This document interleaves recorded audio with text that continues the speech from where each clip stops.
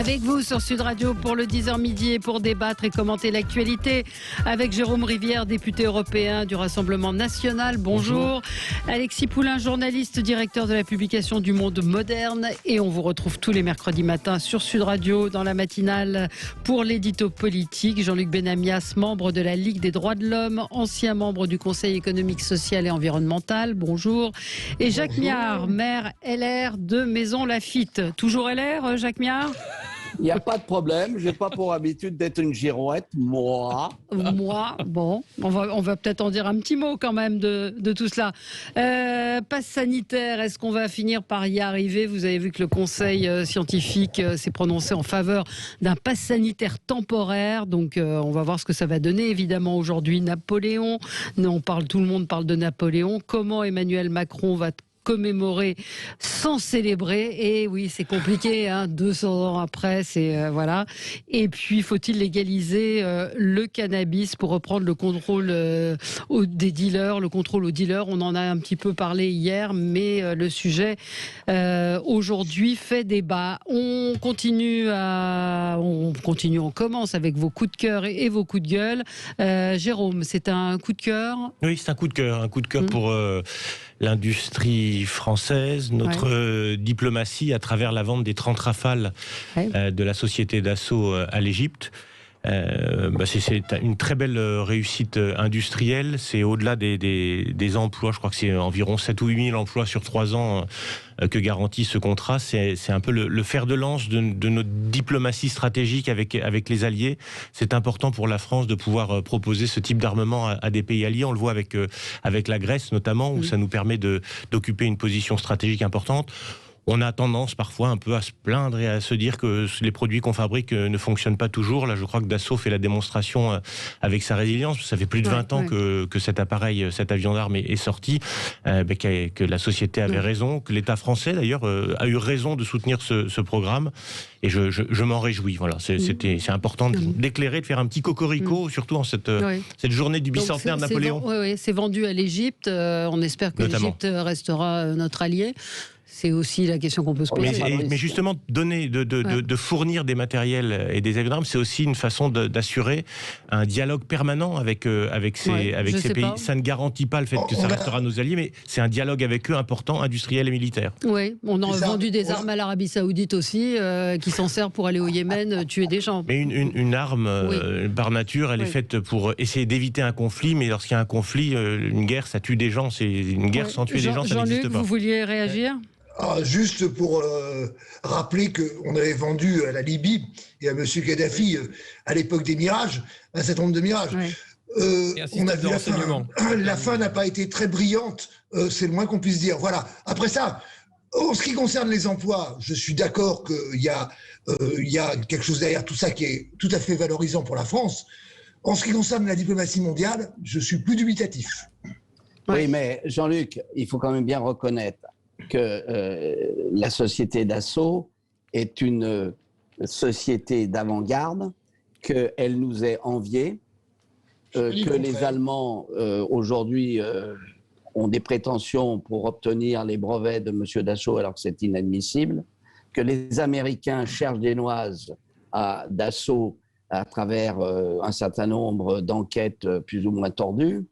Et donc, effectivement, Dassault, il faut que ça reste une société française et que pour être une société indépendante qui puisse continuer ses recherches et continuer ses développements d'appareils, il faut qu'elle exporte. Donc c'est une bonne nouvelle. Alors le Proche et le Moyen-Orient, c'est compliqué, je le sais. Mais il n'en demeure pas moins qu'aujourd'hui, l'Égypte est sans doute l'un des pays les plus stables, entre guillemets. Le gros problème en Égypte, c'est la croissance démographique. Et donc ça, s'ils n'arrivent pas à maîtriser leur croissance démographique, il va y avoir un appauvrissement du pays avec toutes les voies et toutes les, je dirais, les impondérables liés à la pauvreté. Oui. Bon, on passe au coup de gueule de Jean-Luc. Oui, c'était un peu toujours c'est pas toujours le même, mais on en discute beaucoup sur Sud Radio et pas que là, hein, sur la vaccination. Il est grand temps de comprendre quelque chose sur la vaccination. En France, il y a des gens qui veulent bien se faire vacciner, d'autres non. Et bien qu'on laisse tous ceux qui veulent se faire vacciner aillent les laisser aller se faire vacciner, quoi, clairement. C'est plus la bousculade dans les centres de vaccination, tout le monde le sait. Bon, voilà, ouvrons-le totalement, parce que pour l'instant, plus je lis les dates successives, alors ceux qui ont entre 18 et 50 ans, mais qui sont en cas de comorbidité, alors ils peuvent, mais on ne sait pas trop. Et après, les enseignants, on ne sait pas trop non plus, voilà. Facilitons l'espace pour ceux qui veulent aller se faire vacciner. Et comme ça, globalement, au moins, on ne perdra pas de doses. Parce que le nombre de cas, et je félicite d'ailleurs dans ce cadre-là, quelques mairies, même pas mal de mairies, qui ont ouvert leur centre et qui disent maintenant, hein, c'est ouvert, vous vous inscrivez, et puis il y a de la dose, vous êtes vacciné. Voilà. Allons-y, quoi. Cessons ce petit jeu stupide qui ne permet à personne de comprendre quoi que ce soit sur les dates de vaccination. Oui, puis il y a une forme d'injustice aussi, c'est-à-dire que certains centres acceptent de vacciner tout le monde et d'autres refusent. Donc il n'y a pas une égalité de tous les Français face à cette vaccination. Selon que vous êtes dans un centre ou dans un autre, on acceptera de vous vacciner sans problème et dans un autre, on vous renverra chez vous. Je ne sais pas ce que vous en pensez. Moi, je pense qu'effectivement, il est important que tous les Français qui aient envie de se faire vacciner puissent se faire vacciner, et ce le plus vite possible. La difficulté, c'est il n'y a pas assez de doses. Il n'y a pas de aujourd'hui. Il reste de l'AstraZeneca. Si, non, il reste partout. Mais il reste partout. Il y a de l'AstraZeneca qui est disponible, mais qui ne couvrirait pas les besoins des Français. Mais de toute façon, le but ultime, c'est qu'effectivement, 100% des Français qui souhaitent se faire vacciner puissent être vaccinés. Et on a pris un grand retard. On voit bien qu'aujourd'hui, on vaccine à peine 500 000 personnes par jour, quand l'Allemagne fait le double. Donc il y a une vraie difficulté dans l'accès aux vaccins aujourd'hui. Alexis, vous en pensez quoi, vous, de cette vaccination ouverte à tous ? Bah oui, c'est ce qu'il faut faire. Aujourd'hui, vous avez des personnes qui attendent, qui souhaitent se faire vacciner. Faisons-le dans les règles de sécurité, bien entendu. Je crois qu'il y a des doutes encore pour les plus jeunes sur l'AstraZeneca, etc. Ouais. Donc bien sûr, Johnson aussi. Mais bon, mais il y a des doses là où il n'y a pas de doute, bon, allons-y, pour ceux qui le souhaitent. Après, la question que ça pose, c'est bien sûr la précipitation, dire la course contre la montre, contre les variants, etc. En disant, il faut absolument vacciner le plus vite possible, même si, voilà, on ne sait pas encore combien de rappels, combien de vaccins sur les années qui viennent. On apprend que Pfizer va empocher 26 milliards grâce à ce vaccin, pas 15 milliards, 26 milliards. Bah oui, et Pfizer, attendez, c'est encore plus beau que ça. Non seulement on fait de la potion, du vaccin, mais en plus va nous sortir une petite pilule de traitement précoce, mais dans un an. Le temps d'empocher les 26 milliards. C'est leur boulot de faire des médicaments. Vous êtes marrant, vous. Mais oui, mais c'est leur boulot. Mais je trouve ça bien, c'est formidable. Mais alors à ce moment-là, ils sont quoi ? C'est une industrie pharmaceutique. C'était le boulot au niveau du Parlement européen, que les parlementaires puissent contrôler la façon dont on était acquis. Voilà. Et ces contrats restent d'une opacité absolue. Et qu'on regarde l'enjeu de la pandémie, de l'insécurité sanitaire et des problèmes globaux que ça fait pour notre société, je reste convaincu que nous devrions savoir comment ces contrats sont négociés. Est-ce que les profits sont indécents ou non ? Est-ce qu'ils sont normaux ? Ça reste opaque et je suis surpris que ça ne crée pas plus de remous. Alors, on ne sait pas comment ça se fait. Pfizer va augmenter le prix de vente de son vaccin l'an prochain. Non, mais, c'est-à-dire, on nage dans un truc quand même où on est en train de donner des milliards à l'industrie pharmaceutique, alors même que les recherches ont été financées. Quand vous achetez une voiture, vous donnez des milliards à Renault, Peugeot, Citroën. Pourquoi ça n'a rien à voir ? Une voiture, vous choisissez de l'acheter, vous choisissez le modèle. Et puis, vous choisissez de vous faire vacciner ou pas. Moi j'ai plein d'auditeurs qui me disent je me fais pas vacciner. Non, mais c'est pas une question de choisir. C'est qu'aujourd'hui on a besoin de développer des vaccins et ils ont été acquis par nos impôts. Donc c'est pas du tout la même chose qu'une voiture. Une voiture, c'est vous qui allez l'acheter. Là, ce sont nos impôts et c'est une commission de façon totalement opaque qui a décidé de faire cette acquisition. On ne connaît pas encore une fois qui a négocié ni quelles sont les conditions économiques dans lesquelles ça a été négocié. C'est totalement anormal. Oui, Jérôme, tu as certainement raison.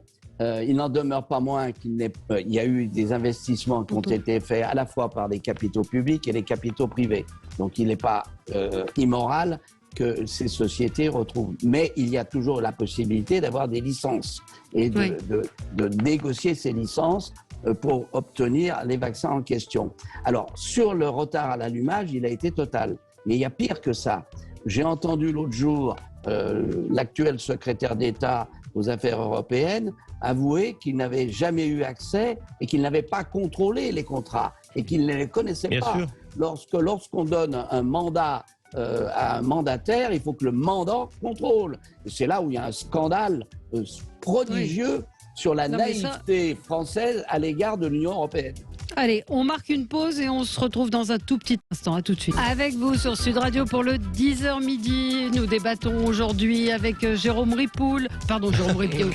Ah là, c'est avec les Alexis que je me trompe d'habitude. Là, c'est Jérôme Rivière, député européen du RN, Rassemblement National. Alexis Poulain, journaliste, directeur de la publication du Monde Moderne. Tous les mercredis matins dans la matinale de Sud Radio. Jean-Luc Benamias, membre de la Ligue des droits de l'homme, ancien membre du Conseil économique, social et environnemental. Et Jacques Miard, maire LR de Maison Lafitte. On continue notre tour de table. Donc après Jean-Luc, Alexis, ça va nous amener peut-être sur une petite discussion. C'est un coup de gueule ? Un coup de gueule, faut un commentaire parce qu'on en parle depuis 3 jours maintenant. Dimanche, Jean Castex qui annonce comme ça unilatéralement que la liste de la République En Marche désiste au profit de la liste du président sortant Renaud Muselier, LR. Et là, psychodrame comme la droite s'est ancrée. On se rappelle de la COCO, la commission présidée par Jean-François Copé. Et on se dit, oh non, ils vont pas nous inventer un nouveau truc. Et la droite qui se déchire encore. Faut-il ou non faire alliance avec la République En Marche pour sauver la région ? Moi, ce qui m'étonne, c'est que Renaud Muselier, qui dit « je suis un homme libre, j'ai pas attendu ni Jean Castex, qui est un ami, ni le président, ni mon parti pour choisir ça pour mes administrés, pour ce que j'ai fait pour la région », n'ait pas réfléchi au message qui a été envoyé. Parce que la République En Marche, c'est pas un parti qui pense élection intermédiaire, élection régionale. Ça ne sert qu'à une chose, soutenir la candidature d'Emmanuel Macron. C'était le cas en 2017. Aujourd'hui, le parti LaREM est un repoussoir à électeurs, donc je vois même pas comment ça pourrait apporter des voix. Mais par contre, au national, c'est 2022, faire une nouvelle majorité présidentielle, aller récupérer justement des nouvelles recrues, là c'est le cas de M. Falco, c'est le cas de M. Estrosi-Anis, qui eux sont ouvertement pro-Macron depuis des mois et qui ont œuvré d'ailleurs à ce rapprochement. Mais comment on peut penser que c'est un calcul qui va être gagnant-gagnant? Non, je crois que c'est un cadeau qui est fait à Thierry Mariani au Rassemblement National, qui était déjà très bien placé dans les sondages, et les électeurs, surtout, c'est un mépris des électeurs et des militants des Républicains qui en ont ras-le-bol, je crois, de voir leur parti tiraillé entre un centrisme mou, anciennement jupéiste, qui se sont tous retrouvés chez En Marche dès qu'il a fallu trouver des postes, et puis des Chiraciens qui ne savent plus où ils habitent, avec cette fameuse, ce front républicain qui est complètement anachronique, puisqu'on voit bien qu'il y a une tentation. Éric Mariani a été le premier à faire le pas de DLR au Rassemblement National. J'étais là un peu avant lui. Oui, et vous étiez là avant lui, mais je pense que vous êtes précurseur. Il y en a beaucoup qui vont suivre dans les jours qui viennent et les semaines qui viennent, à mon avis. Après les régionales, ça devrait bien rejouer. Et chez LR, tout le monde en est conscient. Tout le monde en est conscient, sauf visiblement Jacob, les uns et les autres. Donc on a l'impression qu'il y a vraiment une politique hors sol, faite par les élus, les politiques, et puis ceux qui vont encore voter. Il y a des citoyens qui utilisent leur droit de vote encore et qui se disent mais je vais arrêter d'utiliser pour ça. C'est un spectacle lamentable. Jacques Miard, c'est votre famille politique. Alors, moi, je vais quand même réagir. Je vais vous dire une chose. Il y a eu absolument une faute politique de la part de Muselier qui n'a pas encore compris que s'atteler avec les LRM, c'est s'atteler à un corbillard. Il faut regarder les choses telles qu'elles sont. Parce que aujourd'hui, je suis intimement convaincu que c'est absolument pas une force gagnante. Et moi, je suis de ceux qui pensent même que s'il y a un seul candidat LR, et je pense qu'il y en aura un aux prochaines élections présidentielles, M. Macron ne sera pas au deuxième tour. J'en suis convaincu. Et contrairement à ce que pensent un certain nombre de salonnards qui jouent, parce que c'est la volonté aussi du gouvernement de la jouer en disant il faut recommencer, je dirais, Le Pen-Macron en 2022. Ben ça, c'est pas gagné d'avance. Ce sera qui votre candidat ? Bien sûr, à une condition, bien sûr, que les LR aient un seul candidat, parce que ça, c'est quelque chose de jouable. C'est quand même le problème. Mais attendez, parce que, vous savez, il ne faut pas... Ne faites jamais une analyse politique à encore un an des présidentielles et avec les obstacles qui doivent être franchis d'ici là. Parce que ça peut se retourner contre les uns comme contre les autres.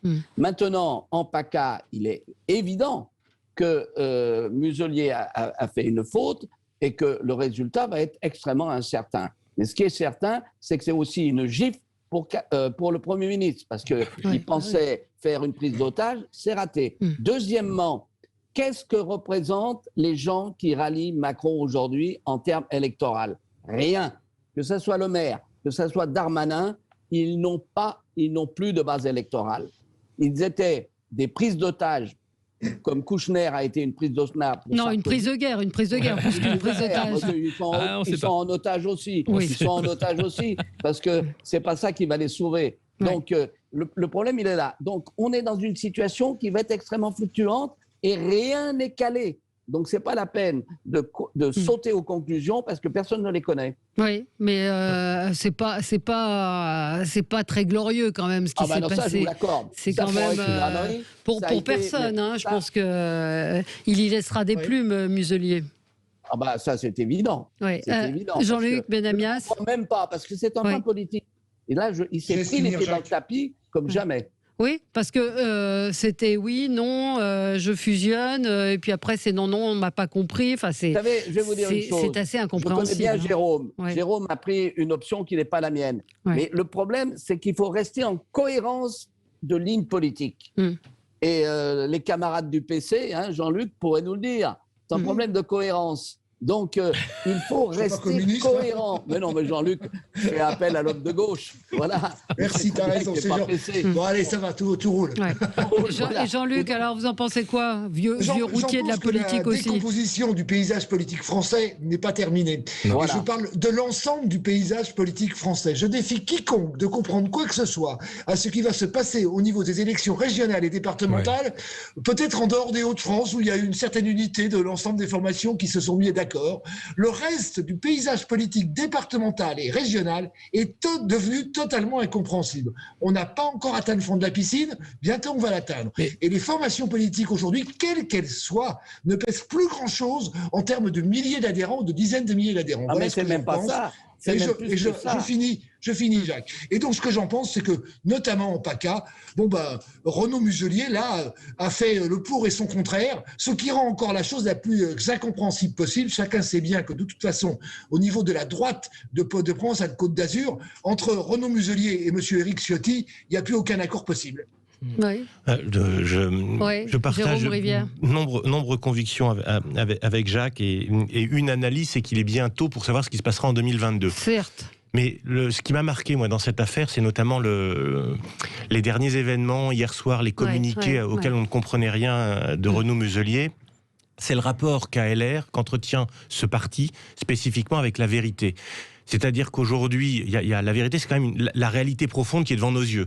Il y a une alliance, puisque sur une liste, vous allez retrouver des gens de LR, des gens de LREM.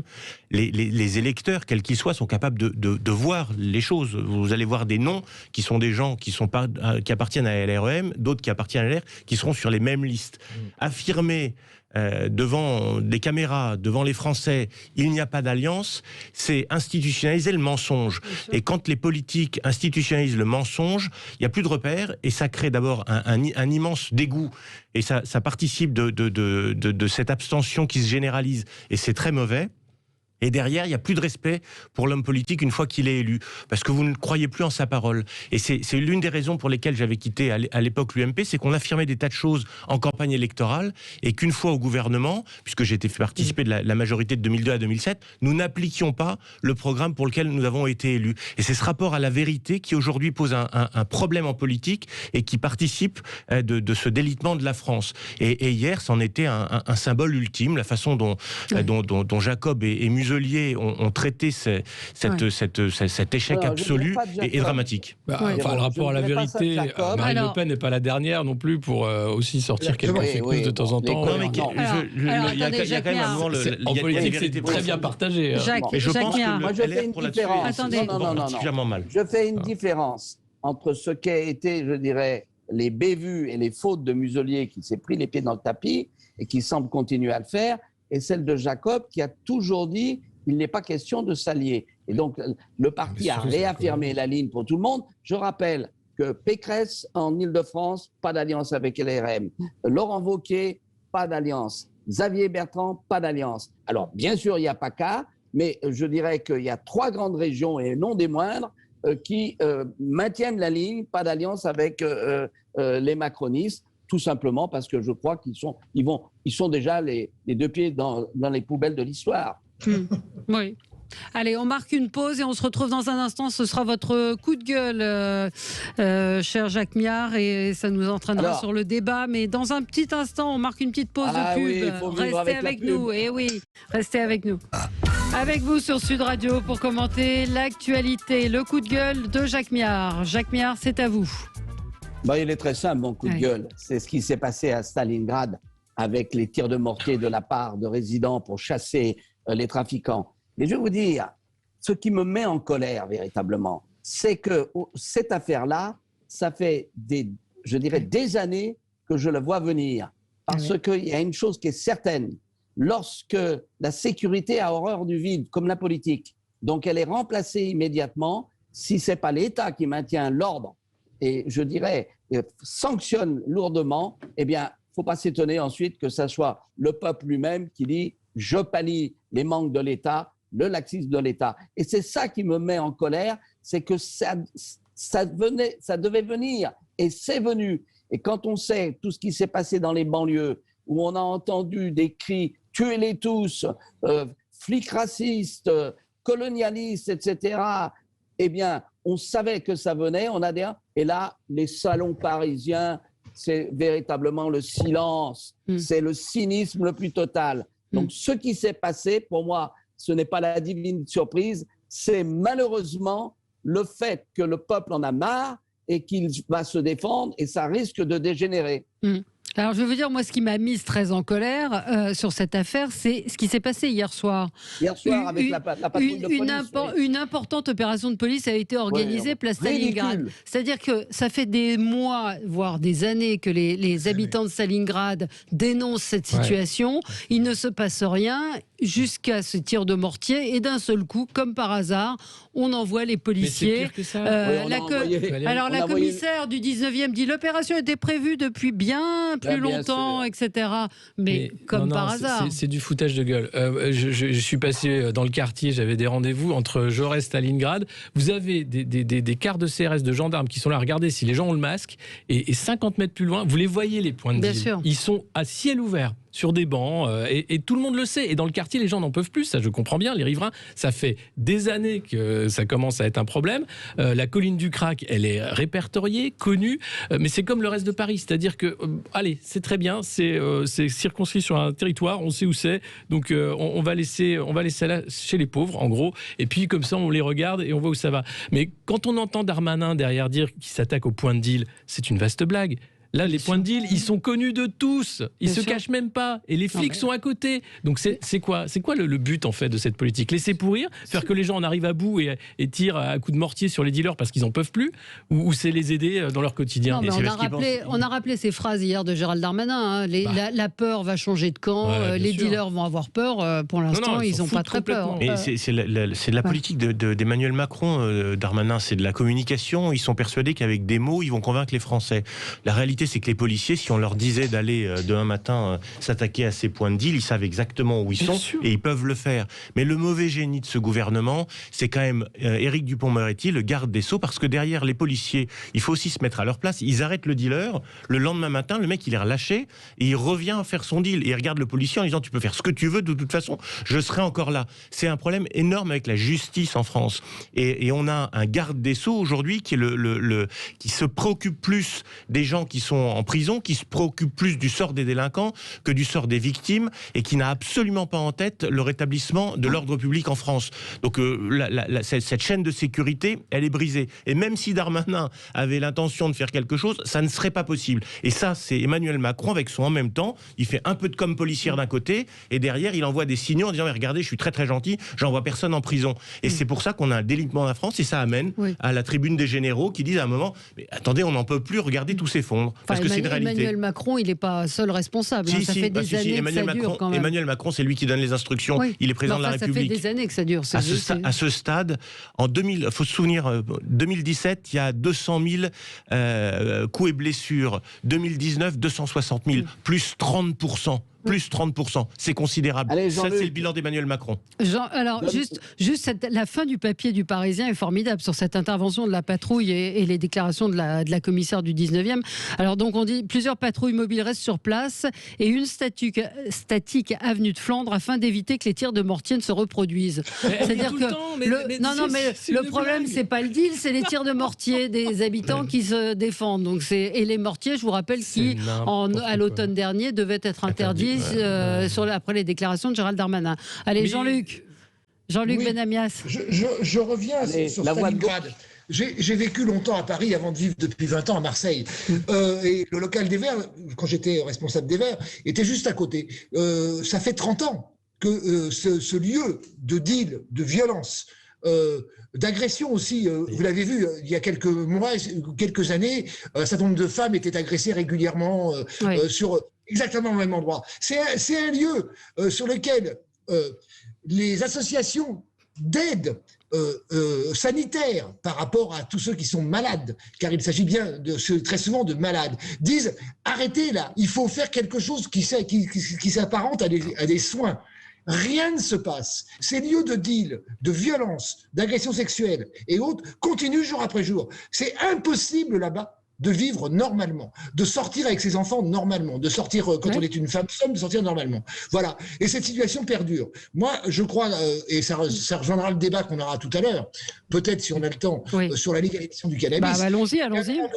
Toutes les politiques de criminologie qui ont voulu faire de la prohibition dans tous les pays du monde n'ont jamais réussi. Jean-Luc, là tu exagères. Non. Parce qu'en réalité, la loi n'est pas appliquée. Mais parce qu'on n'arrive pas à l'appliquer. Elle n'est pas appliquée parce qu'effectivement, il y a une espèce de victimisation, etc.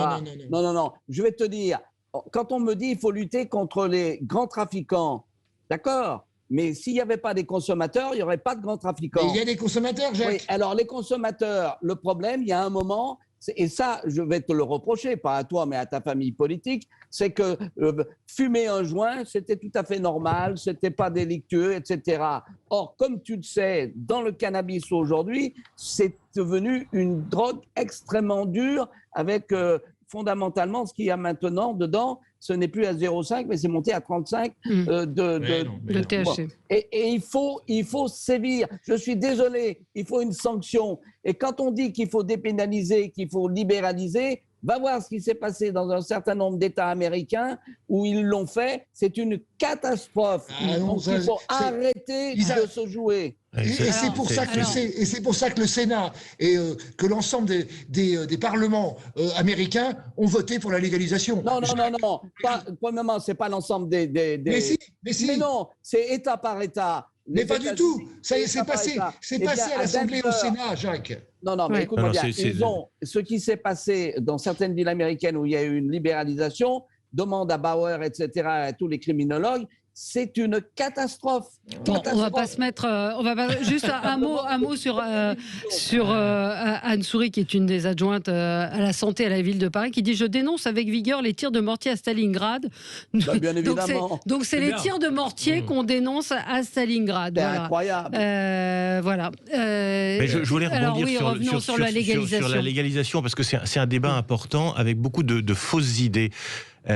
Aux États-Unis, c'est effectivement, comme le dit Jacques Miard, un échec. C'est un échec d'une part parce que ces drogues dites douces entraînent, et ça ce sont des chiffres statistiques, il y a un très bon papier du JDD du 25 avril dernier qui le montre, entraînent de consommation de drogue beaucoup plus dure, que derrière ça n'a en rien réduit les filières du marché noir, c'est-à-dire que le marché noir, les trafiquants continuent de s'enrichir, mais surtout ça a rajeuni le profil du consommateur, et vous avez de plus en plus de mineurs aux États-Unis qui consomment, au point que des États comme l'Oregon, qui a été précurseur en la matière, ce sont les autorités de santé qui s'inquiètent de cette régularisation. Donc c'est la plus mauvaise idée qu'on puisse avoir. Ça n'a rien à voir avec la comparaison avec la prohibition de l'alcool. L'alcool n'entraîne pas d'autres drogues beaucoup plus dures, et ça n'a pas laissé les trafics. Ça entraîne l'alcoolisme. L'alcoolisme, les autres drogues entraînent des drogues encore plus dures et avec un immense rajeunissement. En matière de santé publique, c'est un échec absolu. Si je peux ajouter une chose, c'est pas en s'attaquant au point de deal qu'on s'attaque au problème de la drogue, c'est en s'attaquant aux mafias. Et on voit bien que c'est la case qui manque. Alors il y a eu un coup de filet d'Europol avec les messageries cryptées, EncroChat, etc. Et les drogues, elles arrivent à un moment sur le territoire, via les ports notamment. Et c'était le port de Rotterdam qui avait été ciblé. On y a découvert une chambre de torture où les mafieux allaient torturer ceux qui voulaient pas bosser pour eux. On y a découvert des tonnes de marchandises, des millions d'euros. Et là, bizarrement, on s'y attaque pas beaucoup.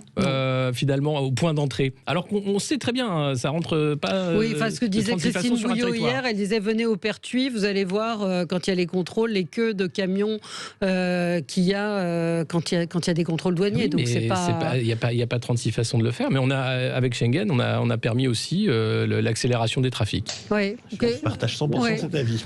Jean-Luc, sur les chèques, alors vous ne serez pas d'accord et moi j'ai pas la réponse sur les chèques de gauche. Des pays qui ont légalisé, est-ce que ça se passe mieux qu'en France ? Je vais pas en rajouter plus que ça. Je pense que la prohibition, je l'ai dit, quels que soient les axes de la prohibition, n'ont jamais marché. Voilà. Après qu'on régule, qu'on fasse attention, qu'on fasse du sanitaire, de la prévention, qu'on s'attaque évidemment au fait que des gamins de 10, 11, 12 ans qui fument du cannabis, non, ça n'est pas bon. Mais qu'on continue à dire que c'est plus dangereux que l'alcool et le tabac est une hérésie, c'est totalement faux. Non, je pense pas que ce soit une hérésie. Je pense pas que ce soit une hérésie quand vous voyez les effets qu'il peut avoir. Les effets du cannabis ne sont pas plus forts que ceux de l'alcool et du tabac. Mais vous voyez ce que les psychiatres disent de ces gamins qui fument jusqu'à 10, 15, 30 joints par jour et qui deviennent schizo. C'est comme les gamins. Valérie, s'ils prennent une bière, 2 bières à l'âge de 12 ans, c'est totalement dangereux. Non, ça, on est d'accord. Oui. Je suis pour l'interdiction au moins de 18 ans, comme pour le tabac et l'alcool. Oui. Voilà. Moi, je ne changerai pas d'avis par rapport à ça. L'analyse que j'en fais au niveau international, c'est que tous ceux qui ont lutté mondialement, les grands pontes qui ont lutté mondialement contre la drogue ou les drogues, chaque fois qu'ils quittent ces fonctions, disent « on a mis des milliards de dollars pour rien ». Oui, c'est moins certain, ça. Si on appliquait les lois... Je donne des réalités. Jean-Luc, n'exagère pas. Parce que je peux te dire que moi, j'ai participé à des émissions avec des gens qui prenaient du cannabis et qui faisaient les marioles sur les plateaux en disant « ça me va très bien ». Et puis hors le plateau disait « ben oui, mais maintenant, j'arrive plus à avoir d'érection, etc. » J'arrive plus à dormir. Mais si, c'est ça la réalité. Il y a un discours officiel que tu défends avec tes verts, là. Mais c'est mes verts. Mais si, c'est tes verts. On te connaît, Jean-Luc, on t'aime bien pour ça, d'ailleurs. Mais j'adore les verts, par ailleurs. Et donc, il y a ça. Et derrière, il y a une triste réalité. En réalité, il faut lutter contre toute la chaîne. Il ne faut pas le dépénaliser, il faut sanctionner et il faut lutter contre les trafiquants. Je suis bien d'accord. Et c'est une chaîne et on est en incohérence. C'est-à-dire qu'on va excuser le petit dealer, etc., le consommateur. Et c'est pour ça que au trafic. Des grands trafiquants. Ouais. Les mairies aussi ont une part de responsabilité dans la façon dont c'est traité. Il y a des maires qui sont extrêmement sévères, d'autres qui ne le sont pas. À la mairie de Paris, avec le point de la salle de shoot qui se trouve à proximité, il y a des pipes à crack qui sont distribuées. Ce sont ces pipes à crack qui sont utilisées dans les zones de deal dans le 19e. Donc la façon dont la mairie de Paris, dont Madame Hidalgo traite le sujet, ne fait qu'inciter à une consommation illégale supplémentaire. Eh ben, vous avez Mounir Majoubi ce matin qui propose qu'on installe aux Invalides une salle de shoot. Voilà. Allez, on se retrouve dans un instant. À tout de suite. Bon anniversaire Napoléon. Avec vous sur Sud Radio, nous commentons l'actualité avec Jacques Miard, maire LR de Maison Lafitte, Jean-Luc Benamias, membre de la Ligue des droits de l'homme, ancien membre du Conseil économique, social et environnemental, Alexis Poulain, journaliste et directeur de la publication du Monde Moderne, et Jérôme Rivière, député européen du Rassemblement national. Parlons du pass sanitaire. Le gouvernement a fait adopter mardi un amendement qui permet la mise en place d'un pass sanitaire pour les grands rassemblements, les foires ou les salons professionnels. Je ne sais pas comment ils vont arriver à gérer en même temps, ce pass sanitaire entre guillemets en même temps. Le gouvernement envisage de le rendre exigible à partir d'un seuil de 1000 personnes rassemblées dans un même lieu. c'est une manière de l'imposer un petit peu partout, non? Ça va être compliqué, Jérôme Rivière. C'est extrêmement choquant. On a voté la semaine dernière au Parlement européen contre ce certificat Covid. Alors, il faut voir deux choses. Il y a d'une part la possibilité de réguler à travers la demande d'un vaccin, d'une immunité ou d'un test PCR, les entrées à nos frontières et à l'entrée et à la sortie du territoire. Ça, nous n'y sommes pas hostiles. Il existe déjà des demandes vaccinales. Quand vous rentrez dans un certain nombre de pays, on vous demande d'être vacciné contre tel ou tel virus. Donc ça, c'est pas ça qui nous choque. Ce qui nous choque, c'est ce pass vaccinal qui vient s'introduire dans notre vie sociale. Une fois qu'on est à l'intérieur du territoire de la France, il n'est pas admissible qu'on puisse demander de démontrer qu'on a des données de santé pour pouvoir avoir accès, ne serait-ce qu'à un spectacle, à une salle de sport. Pourquoi pas demain à un restaurant? Aujourd'hui, on nous dit que c'est pour le Covid, demain ce sera pour le HIV, ce sera pour une autre maladie. Il n'est pas question qu'on régule la vie sociale à travers des données sanitaires des Français qui, en plus, ces données, on ne sait pas du tout comment elles seront conservées, comment elles seront utilisées, à qui elles seront accessibles. Donc c'est vraiment une entrave très grave à notre liberté. À l'intérieur de notre territoire, à l'intérieur de l'espace de l'Union européenne, on doit pouvoir très librement avoir accès à notre vie sociale. Mais la Grèce a expliqué qu'elle allait demander des tests, des passes sanitaires. Qu'il y ait des erreurs qui soient faites ailleurs qu'en France, c'est une réalité. Non, mais pour pouvoir rentrer dans le pays. Non, mais pour rentrer, encore une fois, je vous l'ai dit, pour rentrer, ça n'est pas quelque chose qui est nécessairement choquant. On doit pouvoir exiger... Vos arguments tombent à l'eau. Alors quand vous dites on ne sait pas où ça va aller, c'est la même chose. Aujourd'hui, il existe des demandes. Vous avez un certificat de vaccination quand vous vous rendez dans un certain nombre de pays d'Afrique, on vous demande d'être vacciné. Donc ça, c'est là, ça pourrait être pareil. On pourrait avoir Pas une fois que vous êtes sur le territoire. Une fois qu'on est sur le territoire, on est libre. Excusez-moi, quand on est sur le territoire, on est libre. Et c'est l'immense différence. Par rapport à l'argument des données, il ne tient pas l'argument des données. Bien sûr que si, parce que c'est fait dans le cadre d'une organisation internationale. C'est pas fait par Dieu sait qui et avec une multiplicité d'organisations. Parce que vous montrerez à l'entrée de votre spectacle votre certificat de vaccination. C'est pas admissible aujourd'hui. Si vous n'avez pas de certificat de vaccination, vous n'allez pas au spectacle. C'est pas ça le problème. Alors, Jean-Luc. Le problème, c'est que si 70% de la population était vaccinée, voilà. Bien sûr, c'est ça le problème. Aujourd'hui, vous allez dire aux moins de 50 ans, bien sûr, qui vont souvent au spectacle, au restaurant. Je ne dis pas que les plus âgés comme moi n'y vont pas. J'attends ça avec impatience. Mais si tout le monde était vacciné, 70%, eh bien, le pass sanitaire n'existerait pas. Et je rebondis sur ce que dit Jérôme. Effectivement, au niveau international, ça n'est pas nouveau. Quand vous allez en Afrique, quand vous allez en Inde, quand vous allez dans de différents pays, on vous demande des vaccins, parce que c'est normal de demander des vaccins par rapport à ces pays-là. Et on a tardé, comme chacun sait, nous, malheureusement, en France, ça commence à se faire, mais lentement, à faire un contrôle aux frontières, notamment dans les aéroports et dans les ports, de voir qui rentre et qui sort. Mais à ce niveau-là, cette question est idiote. Je viens de le dire, dès que les gens seront vaccinés, si on va le plus vite possible, j'en ai parlé tout à l'heure et je pense qu'on est à peu près tous d'accord là-dessus, eh bien la question du passeport sanitaire n'existe plus.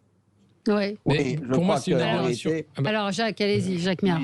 Je voudrais juste dire que je crois que c'est une interrogation transitoire. Parce qu'effectivement, maintenant, il y a cette possibilité. Tout le monde n'est pas vacciné, mais je rejoins Jean-Luc. C'est qu'à partir du moment où on aura une vaccination très importante, la question se posera moins. On ne sait pas si véritablement l'immunité collective fonctionnera. Parce que ça, il y a un certain nombre d'épidémiologiques. Je ne parle pas de Jupiter épidémiologique, je parle de réels épidémiologiques qui en doutent. Donc, il est évident qu'il faut que ça soit une vaccination pratiquement le plus optimale possible. Et de toute façon, il y a une question qui se posera, c'est qu'à partir du moment où vous allez voyager, Jérôme, vous allez tomber sur l'exigence d'un carnet de vaccination. C'était le cas, par exemple, pour la fièvre jaune déjà. Donc, le problème, il n'est que transitoire aujourd'hui, et je crois qu'il ne faut pas trop s'offusquer de dire ils vont exiger ça, c'est une atteinte aux libertés. La liberté, ce n'est pas de mettre en péril les autres. Alors, deux choses. Moi déjà, ce projet de passeport vaccinal était dans les cartons de la Commission depuis 2018, la Commission européenne, donc avant le Covid, sur le fait d'harmoniser les entrées sur le territoire, évidemment, au niveau européen, en disant il faudrait qu'on ait un pass sanitaire au niveau européen. Donc, c'est un truc qui remonte. Et là, le Covid permet d'accélérer les choses, sans débat de bioéthique, sans débat, en disant allez, allons plus vite finalement. On avait l'objectif de 2022, on va le faire en 2021, on gagne un an, c'est super. Et c'est bien là tout le problème. Ce qu'on voudrait nous vendre comme transitoire est pas du tout transitoire. La plupart des lois d'exception, des lois liberticides, des lois Selrat, elles rentrent dans le marbre et elles durent. Aujourd'hui, on a un pays qui fiche les opinions politiques, qui fiche les opinions religieuses, qui va vous demander un passeport bioéthique pour pouvoir aller peut-être dans un événement, concert, festival, que sais-je encore.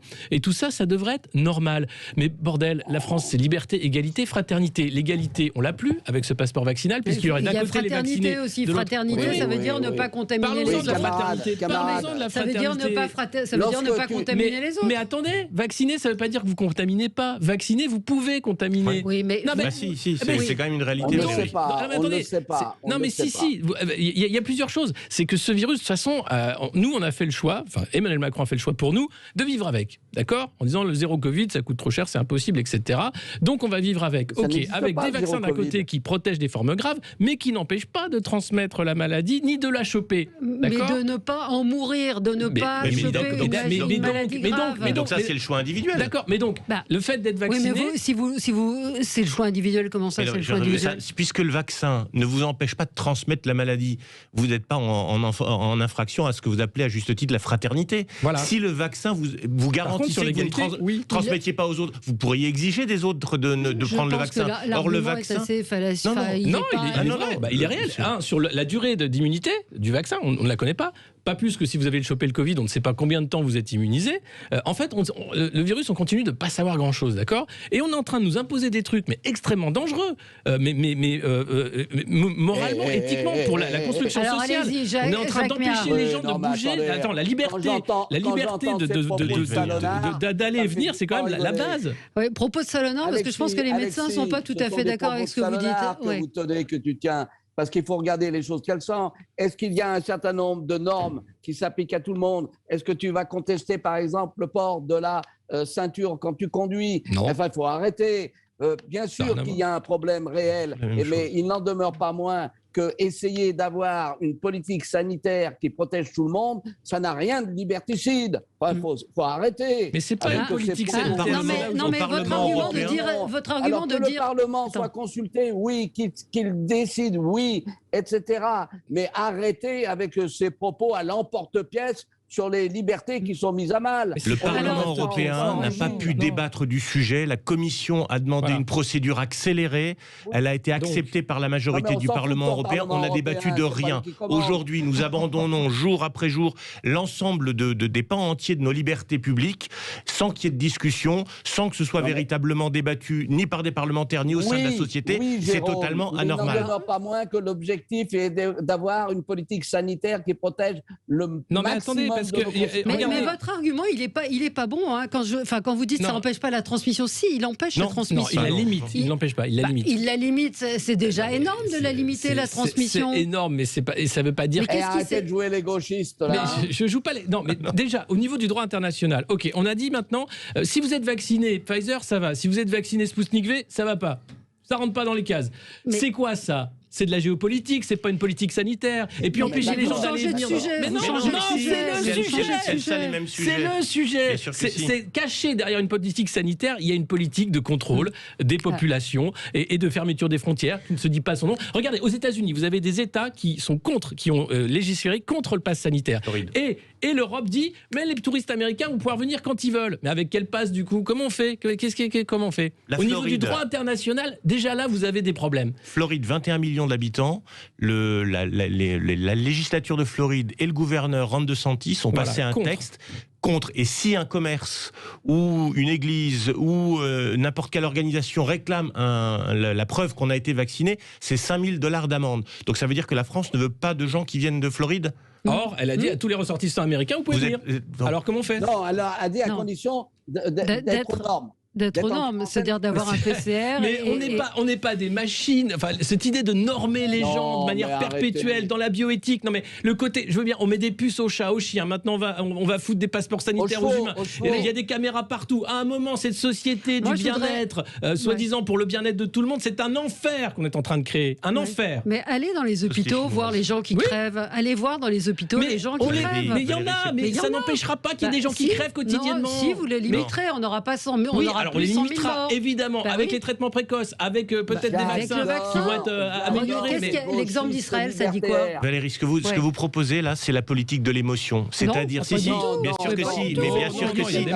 Non, mais il y a des morts, mais on ne légifère pas exclusivement sur l'instant, sur ce qui se passe. On légifère sur des sujets fondamentaux. Les sujets fondamentaux, c'est que la France est un pays de liberté. Les libertés publiques doivent être respectées. L'État, il est là avant tout pour les protéger. D'abord, et c'est ce que je rebondirai sur ce que disait Jean-Luc tout à l'heure, d'abord se poser même la question aujourd'hui, alors qu'il y a à peine 10% des Français qui sont vaccinés, c'est bien démontré que la réalité, c'est le contrôle et non pas la volonté de vacciner. Donc c'est aberrant. C'est aussi poussé à la vaccination. Alors, Jean-Luc Benamias, allez-y. C'est pour moi le sujet central dont nous discutions. Car après, si on passe à l'international, c'est autre chose.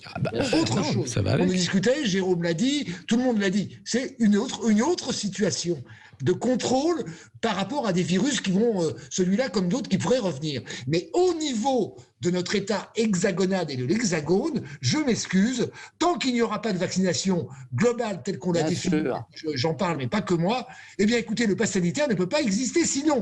Même au niveau du Conseil constitutionnel, je doute que ça puisse passer. Parce qu'il y a une inégalité généralisée entre les différents âges et les différentes populations françaises. Non, mais ça, on est. Donc c'est une aberration, constitutionnelle, et on est en train de dire ah bah super. Non, mais je crois que la question va se poser de manière simplement temporaire. Et je rejoins totalement Jean-Luc, parce que effectivement, si la population est fortement vaccinée, je crois que la question ne se posera plus. Voilà, donc il ne faut pas non plus exagérer. Et je ne suis pas d'accord avec toi, Alexis, quand tu dis c'est la fin des libertés, etc. Arrêtez, parce que je crois que là, vous êtes véritablement en dehors de la réalité. On n'est pas encore dans un pays chinois. Ah, on n'y est pas, mais alors visiblement, on importe les meilleures inventions. Hein, et on les exporte aussi d'ailleurs sur la répression, les caméras, c'est nous qui en vendons beaucoup. Mais... non, mais je suis sûr que tu dis ça parce que tu t'es fait flasher. Voilà, ça doit être ça. Ça, comme tout le monde. Un auditeur me dit, Alexis, vous parlez de fichage, vous avez un iPhone, vous payez sûrement avec votre carte bleue, vous êtes abonné à des tas d'applications, donc vous êtes mais du matin fiché... au soir, on est fiché soit par les GAFAM, soit par l'État. Oui. Donc ça vous gêne moins d'être fiché par ces salauds d'Américains, des impérialistes. Ça n'a rien à voir entre un fichage commercial pour me vendre des produits pourris que être fiché par l'État français. Non mais attendez, c'est quand même c'est autre chose. C'est autre chose. Vous trouvez? Ah bah oui. Vous trouvez c'est moins grave d'être fiché partout, de savoir ce que vous mangez, ce que vous buvez, ce que vous achetez? Vous trouvez déjà, ça pas grave? Ils ne savent pas. Non, je crois pas. Et puis du moment où je fous l'iPhone à la poubelle, ils vont pas me suivre. Donc derrière, c'est aussi l'État. Ben non, parce qu'ils ont vos fiches. Ils ont vos fiches, ils savent exactement qui est Alexis Poulain, ce qu'il consomme. Non, ils ne savent pas qui est Alexis Poulain. Mais bien sûr qu'ils le savent. Cela dit, moi-même, je ne sais pas. Comment ils savent que tu n'achètes pas que des produits pourris? Voilà, absolument.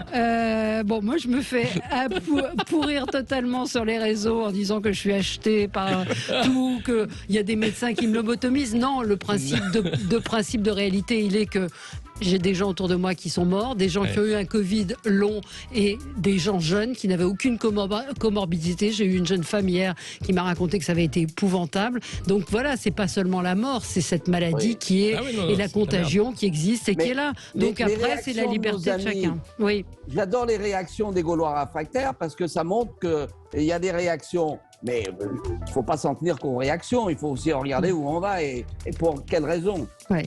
Allez, on se retrouve dans un petit instant, petite pause de pub. Allez, aurons-nous un débat un peu plus apaisé sur Napoléon?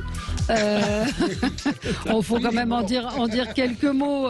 Donc aujourd'hui, Emmanuel Macron doit effectuer un discours pour le bicentenaire de la mort de Napoléon Bonaparte. C'est donc mercredi 5 mai aujourd'hui. L'empereur est un personnage très controversé. Est-ce qu'on peut relire l'histoire à l'aune de notre culture aujourd'hui? Emmanuel Macron va devoir parler d'une commémoration sans célébration, encore due en même temps, avec un discours dans lequel il va regarder en face l'héritage laissé par l'empereur. Jacques Miard, je vous laisse la parole. Bon, écoutez, vous savez, je vais répondre une formule qui a déjà été employée, mais je m'en fous, même si elle a été dite par quelqu'un qui n'est pas ma tasse de thé. Tout ce qui est national est nôtre. Ces espèces de critiques à l'égard de Napoléon, c'est ridicule. Il existe. Il ne faut pas revisiter l'histoire à l'aune de ce que nous pensons aujourd'hui. Puis alors, on a beaucoup parlé de l'histoire de la traite des Noirs et de l'esclavage, mais en réalité, personne ne cite le décret qu'il a pris le 29 mars 1815 qui abolit la traite des Noirs. Tiens, c'est bizarre. Donc, c'est sélectif, ça va dans un sens. Enfin, franchement, c'est ridicule. Et bon, célébrer effectivement le bicentenaire de Napoléon, qui, au regard de ce que nous représentons, est une figure nationale majeure, eh bien, il ne faut pas hésiter. J'ajoute une chose, c'est qu'on l'a traité notamment de troupier à travers l'Europe, mais au passage, qui est-ce qui nous a toujours déclaré la guerre? C'est les Alliés, je rappelle, c'est-à-dire les autres, les Anglais et autres, et il a pratiquement toujours été en défensive contre les attaques, notamment des Anglais. Alors, il y a eu des fautes, l'Espagne, la Russie, ça c'est exact.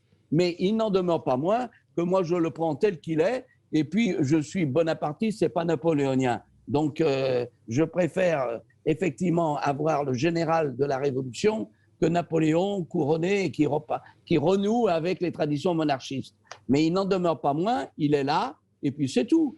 Mais de là à avoir ces critiques insensées, c'est du révisionnisme soviétique de la part d'un certain nombre de gens, et puis c'est tout. Ouais. Donc, je suis vent debout contre ces idiots. Alors, Jérôme... je suis admiratif de l'histoire de France. Ouais. C'est l'une des personnages centrales de notre histoire. Il a conclu la Révolution. Il a posé les bases de l'État moderne. C'est une personnalité qu'il faut prendre. C'est un très grand Français qui est sans doute l'un des Français les plus connus à travers la planète. Je crois qu'aujourd'hui, il y a des historiens qui peuvent tout à fait faire un travail d'historien, oui, de juger les choses par rapport à un point de vue d'historien. Les politiques qui aujourd'hui se permettent de dire j'aurais fait ci, j'aurais fait ça, c'est son traitement des femmes, son traitement de l'esclavage, ça n'a rien à voir, c'était il y a 200 ans, ça n'a donc absolument pas, c'est absolument inapproprié de tenter de le juger de cette façon-là. Ça participe à cette déconstruction de l'histoire qui est à la mode aujourd'hui. On ne déconstruit pas l'histoire de France, elle se prend tout entière avec ses moments glorieux, ses moments moins glorieux. Et Napoléon, que ce soit Bonaparte, le général ou l'empereur, c'est un chef d'État majeur. Je rappellerai simplement qu'en Pologne, par exemple, dans l'hymne national polonais, il remercie l'empereur Napoléon de leur avoir fait de leur faire réaccéder à l'indépendance. Donc il dépasse la France, il dépasse très largement notre hexagone. Donc c'est idiot de ne pas le célébrer. Jacques, j'aurais dû vous citer Elisabeth Moreno, la ministre de l'égalité, chargée de l'égalité entre femmes et hommes, qui avait dit que c'était un grand misogyne.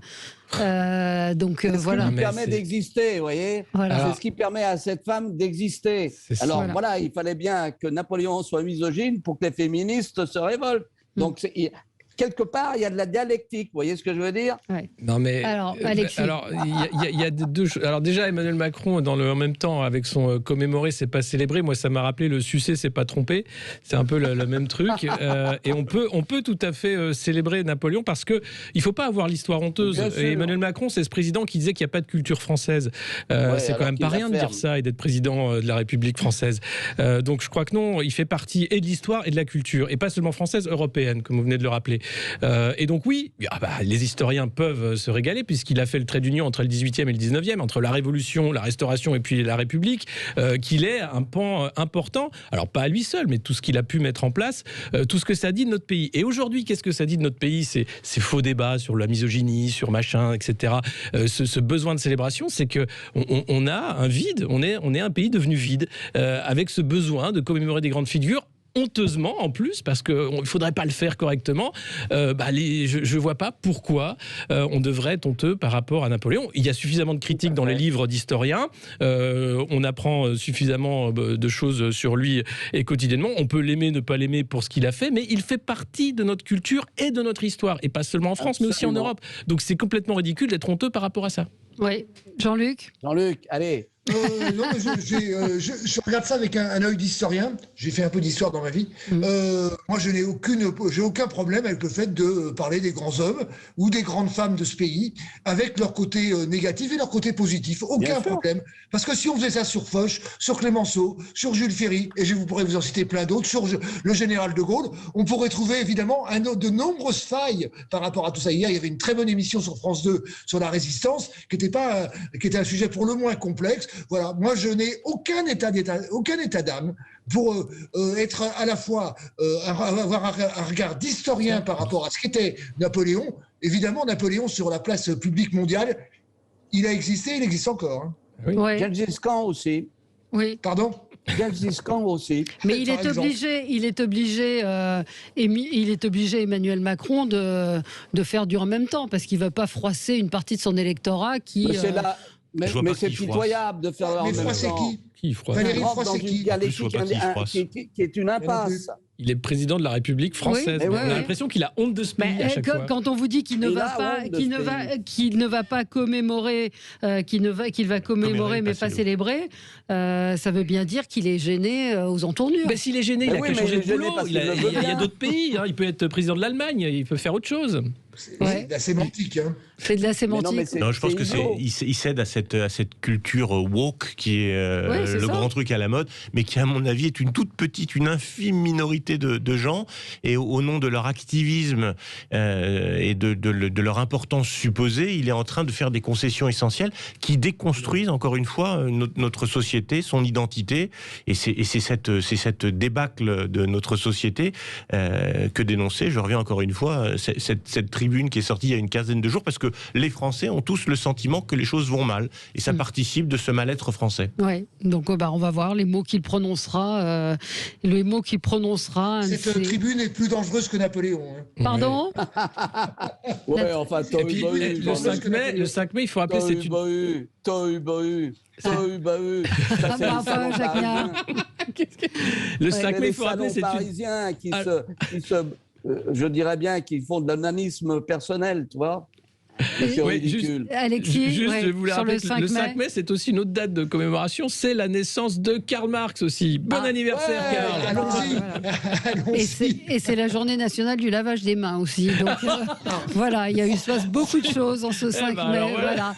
Merci à tous les quatre. L'histoire est très très riche, absolument. Tiens, vous avez vu, Jacques Miard, ça va vous plaire, la cancel culture qui s'attaque à Blanche-Neige.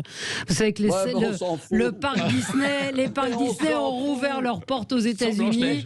On s'en fout. Non. Valérie. Quoi ? Non, on s'en fout pas. Non, mais vous vous rendez compte que Blanche-Neige, quand le prince va l'embrasser pour la réveiller, il ne lui a pas demandé son consentement. Ah merde. Alors, donc en ce moment, il y a plus de bouche à bouche pour sauver quelqu'un dans la rue. Et les 7 nains alors. Et les 7 nains dans tout ça. C'est des personnes de petite taille, absolument. Il n'y a pas de diversité. Il va falloir revoir tout ça. Quand je vous parle, je dis qu'il y a un gros boulot dans la révision. Voilà. Disney n'en a que pour quelques années. Oui, je crois que Disney, ça va être compliqué. Allez, merci à tous les quatre. Très bonne journée sur Sud Radio.